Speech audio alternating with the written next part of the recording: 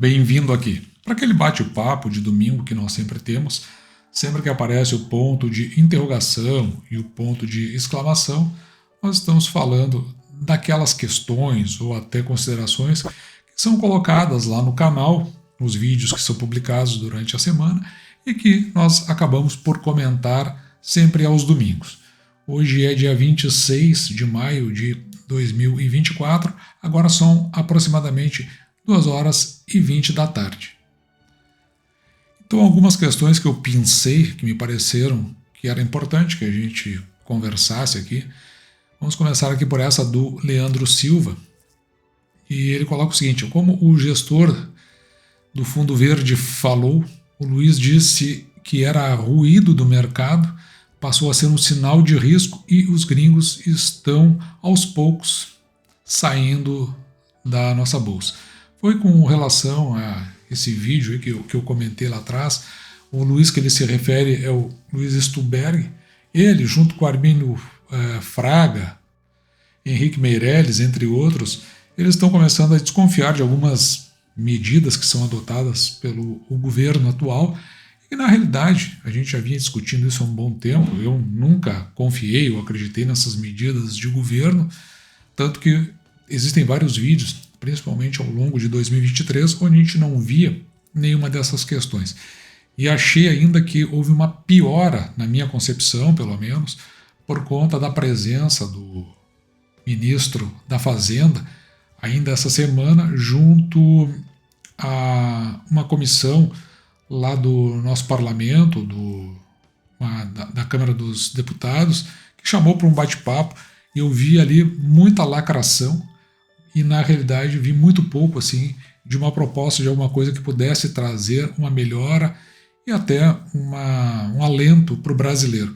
Então eu também, já em relação ao que está sendo colocado, os gringos saindo aos poucos, essa é uma outra parte que eu olho em relação ao mercado. Eu raramente considero o que o estrangeiro vem fazer aqui no Brasil. O Brasil é um país que não cresce, ele não prospera, faz 60, 70 anos que está nessa mesma situação, que é essa condição de não sair do lugar, e quando vem o aporte estrangeiro, normalmente é em caráter especulativo. Eles dão uma olhada lá nos índices deprimidos, notam que ali existe alguma informação um pouco mais positiva, mais ou menos o que aconteceu no segundo semestre de 2023, e vem fazer os aportes, mas é só com finalidade especulativa. Então logo eles tenham obtido a valorização que eles queriam, eles já estão pulando fora. Não é um referencial para mim. Fica ali como uma ideia subsidiária, que eu olho um pouquinho para o lado e vejo que quando eles começam a sair é porque eles acabam entendendo que o nosso indicador, o Ibovespa, está batendo no seu limite. Mas isso não quer dizer que aquelas empresas que pagam proventos elas vão acompanhar o Ibovespa. Às vezes não acontece isso. Aliás, muitas vezes não acontece. Então, mas ocorre que às vezes isso também é um sinal de que logo em seguida as empresas como um todo começam a sofrer uma depressão, e justamente nessa queda que nós acabamos comprando mais ações. Depois nós temos aqui o Eduardo Balbino. Então ele coloca o seguinte: eu estava acompanhando a Copasa, mas depois dos boatos da federalização fiquei meio receoso. Mas afinal, se esse rumor vai se tornar real, o que aconteceria? Bom, aqui a gente tem que fazer a seguinte consideração. O atual governo, nós temos o governo federal, na ideia de federalização, por que isso aí tudo está acontecendo? Existe uma dívida do Estado de Minas Gerais, que é a chamada dívida pública ou dívida mobiliária do Estado. O Rio Grande do Sul também tem, por conta das enchentes, ficou suspensa agora por 3 anos, mas no caso de Minas Gerais, o Estado se obriga a voltar a pagar, se eu não me engano, a partir agora do mês de junho. E uma das coisas que o governador de lá, que é o Romeu Zema, ele está propondo é justamente oferecendo 2 empresas, a CEMIG e a Copasa, de forma que isso venha a abater dessa dívida para ter um impacto menor nas parcelas que ele precisa, que ele tem a pagar. Então, basicamente é isso. Ou seja, teoricamente, haveria uma transferência de controle da companhia, daquela parte que pertence ao governo de Minas Gerais, para o governo federal. O que isso impactaria? Na minha visão, acredito que não muito. O governo federal atual, ele é um governo mais estatista, no sentido de que tende a manter as empresas ou entende que é melhor que o Estado como um todo possua as empresas. Esse segmento de saneamento, ele é um dos segmentos importantes, essenciais no contexto da gestão pública, até eu diria. Então as privatizações podem acontecer ou não para o usuário final, não estou dizendo eu não falo para o acionista, mas para o usuário final, desde que haja eficiência, não é relevante quem vai ter o controle. Agora, um governo tipo esse que nós temos hoje, que é um governo estatista, e ele utiliza tanto empresas públicas quanto privadas para colocar aqueles integrantes do seu segmento partidário, eu vejo assim com alguma preocupação nesse sentido. Mas do ponto de vista de resultado eu não vejo muito impacto. O que pode acontecer é que, em tendo esse tipo de pessoa, mais adiante comece os questionamentos, porque com uma gestão confusa, essa que a gente tem, em algum momento, como está acontecendo em relação, por exemplo, ao arroz, pode-se tender a dar uma segurada de preços, para justamente a coisa não avançar muito e o governo, que já vem perdendo muita popularidade, tente segurar um pouco para que não caia tanto ou até melhore a sua popularidade. É assim que eu vejo. E claro que agindo dessa forma pode ter algum impacto de gestão na companhia. Mas vamos imaginar o seguinte, que numa troca, num tipo de governo diferente, já aconteceu com o Banco do Brasil, já aconteceu com outras empresas, BB Seguridade, Caixa Estadual, embora não esteja na Bolsa de Valores, a gente viu que tem melhoras de acordo com os governos. Então pode ser uma piora assim, no início, mas na hipótese de uma troca de governo, talvez não haja tanta influência sobre as empresas. Pelo menos é assim que eu enxergo. E aqui nós temos duas questões que estão na mesma toada. Primeiro vem aqui do Leandro Silva, que pergunta qual a opinião sobre ações holding, né? Empresas, né, que são holdings. Na sua opinião, é melhor a holding ou as próprias empresas? Exemplo, Itaú, Itaúsa, Vale, Bradespar, Cosan, Raiz e Rumo. Ele está perguntando o seguinte, o que eu acho melhor? Ter um único controlador naquela empresa ou a empresa ter outras várias empresas embaixo funcionando como uma hold. Não pode até ser uma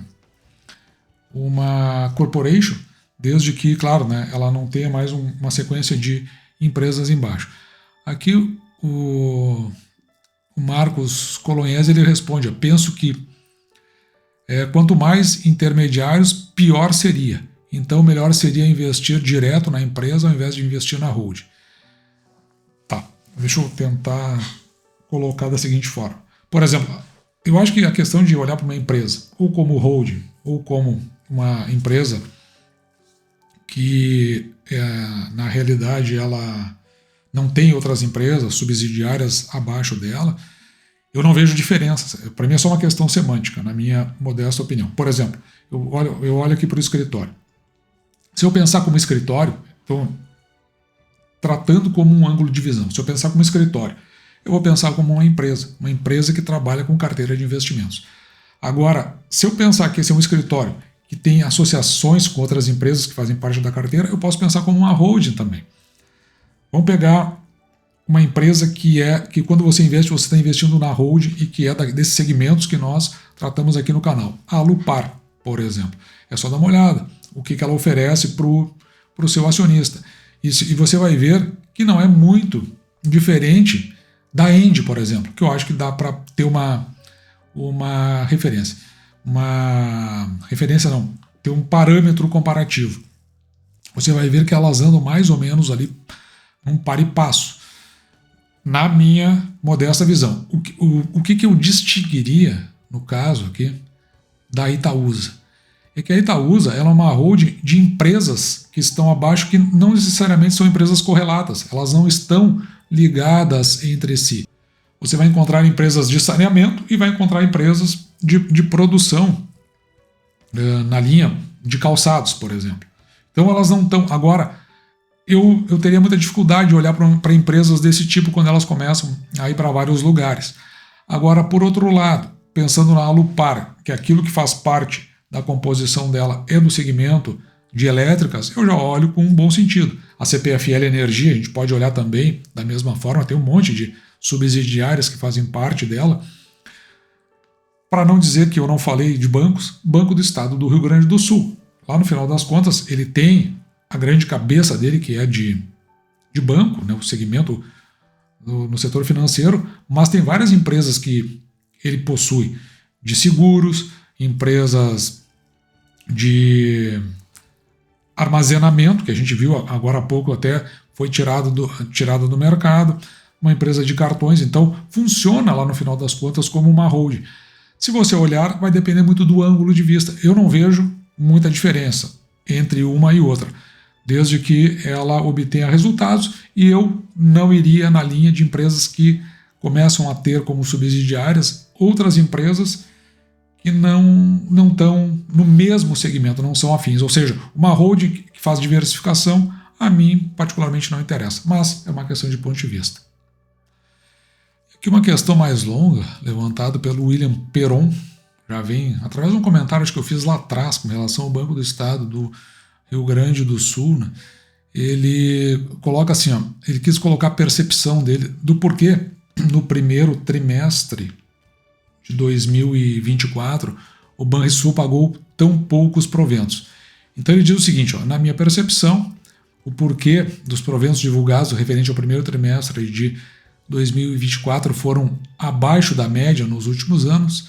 Então diz assim, ó, sabe-se que existe um limite permitido de proventos em forma de JCP. Sim, é limitado.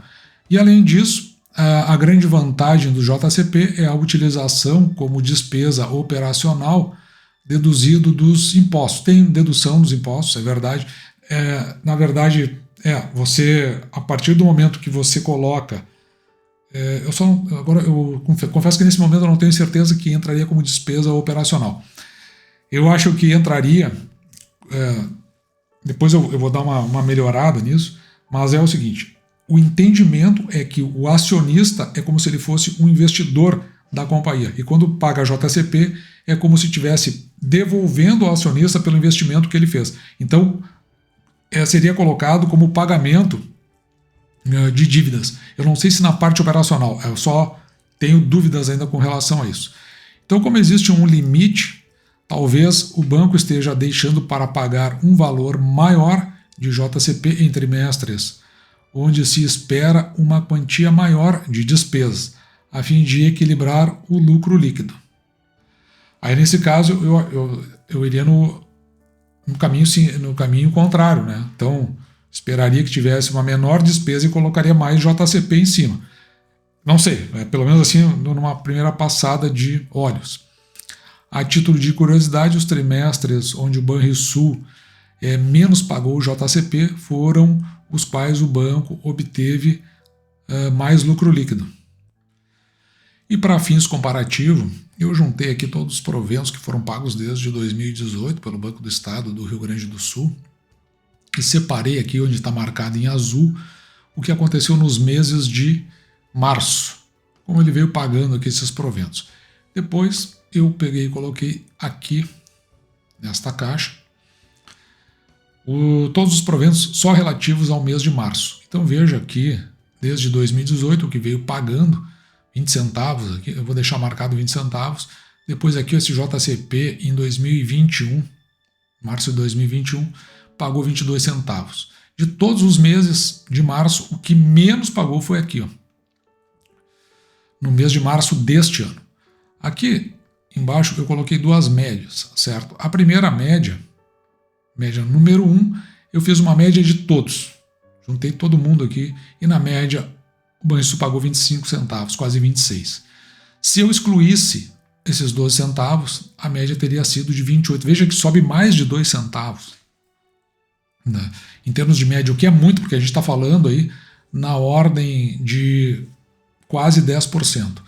Então, eu realmente acho que este pagamento aqui tem muito pouco a ver com o resultado obtido pelo Banrisul. Eu tenho uma outra visão sobre isso.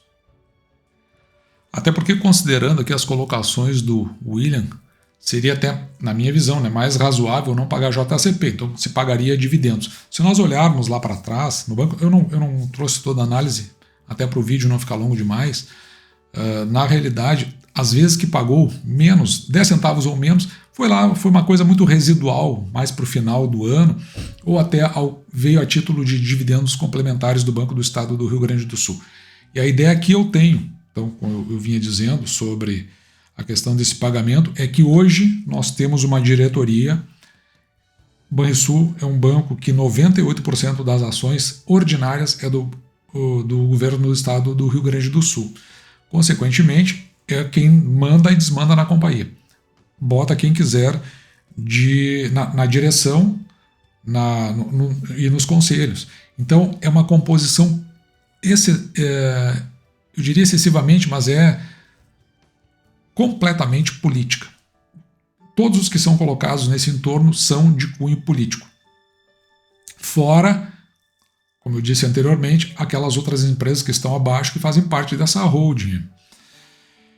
Então, desta vez foram nomeados dirigentes e conselheiros que são fisiológicos. Enquanto que, veja, é o mesmo governador, certo? Do governo passado e do atual. Enquanto que anteriormente foram nomeados aqueles, embora pertencentes ao contexto partidário, mas de caráter técnico, desta vez foram nomeados aqueles mais fisiológicos, mais voltados para a questão política. E, inclusive, o presidente já foi lá atrás, presidente da extinta Caixa Econômica Estadual do Rio Grande do Sul, que competia ali com o Banrisul. É como se o estado do Rio Grande do Sul tivesse 2 bancos, é um troço até esquisito. Então, depois ela foi extinta. E o que acontece? Ele tinha sido presidente lá atrás, nos anos 90, no início dos anos 90. Não quer dizer que ele não tenha experiência, tem experiência, mas as alocações são de cunho fisiológicos, assim, do ponto de vista partidário. Não é, por exemplo, alguém que você coloca buscando o resultado. Consequentemente, esse pessoal hoje que está, ele não tem a visão para pagamento de dividendos aos acionistas. Não é esta ideia em relação ao Banco do Estado do Rio Grande do Sul. Basta olhar, por exemplo, nessa primeira apresentação de resultados do primeiro trimestre e a gente já vê que tem uma conversa diferente do que a gente via no passado. Ela tem toda uma embocadura, claro que foi um pouco absorvido pela questão das enchentes no Rio Grande do Sul, mas a gente vê que tem um cunho ali, tem um linguajar de apelo mais político e não tão técnico. Pelo menos é o que eu vejo. Eu não vou me surpreender se houver uma redução. E, por outro lado, vou ficar muito surpreso se houver um patamar de proventos na mesma ordem do que aconteceu no passado. De toda sorte, como a visão aqui do canal é extremamente conservadora, ali dentro das projeções do Banco do Estado do Rio Grande do Sul, nós fizemos uma redução até para não termos surpresas muito negativas ali na frente no futuro. E essas aí foram todas as questões, né, que pelo menos eu considerei importantes. Você comente nos nossos vídeos, porque normalmente aos domingos a gente tenta responder, fazer essa abordagem um pouco mais, saindo um pouco, né, da análise de cenário, análise de projeto das empresas e das empresas propriamente ditas, e trocar essa ideia a respeito de coisas que às vezes são muito pontuais e que também são importantes quando nós olhamos para as empresas. E dessa forma eu espero ter respondido a todos, espero você tenha gostado, porque eu vou me despedindo de você, desejando que você fique com Deus e deixando, como sempre, o meu grande abraço